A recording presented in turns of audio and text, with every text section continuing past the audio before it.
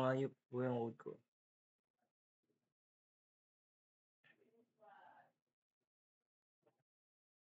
Yung main panel niya. Tapos dito yung mga input. Dito ka mag-i-input. Hanggang doon. Hanggang dito. Yan, input lahat yan. Tapos dito yung sa schedule. Dito yung save file.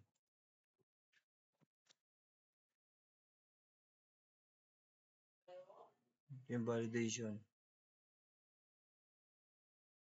Tapos ito yung check kung may conflict.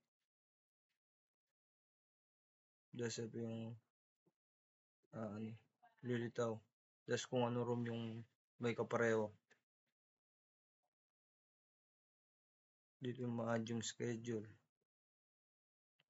Tapos dito pag in-okay mo, das yung naano na yung schedule.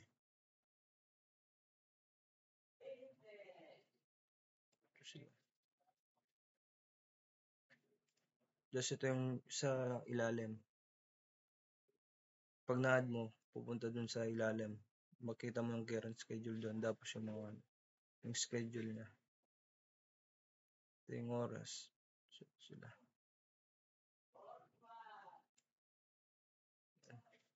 Tapos sira-run natin. Ayan. PSIT. Room, sabihin natin 10. Monday, that's 1, 3 p.m. Add sa schedule. Ayan, makikita mo. Schedule added successfully. Tapos kung gagayahin natin yung room na to, tignan nyo yung mangyayari. SBA. Room 10. Monday, 1 to 3 p.m. Ayun, schedule conflict detected in room 10. Okay. Print to file. Schedule.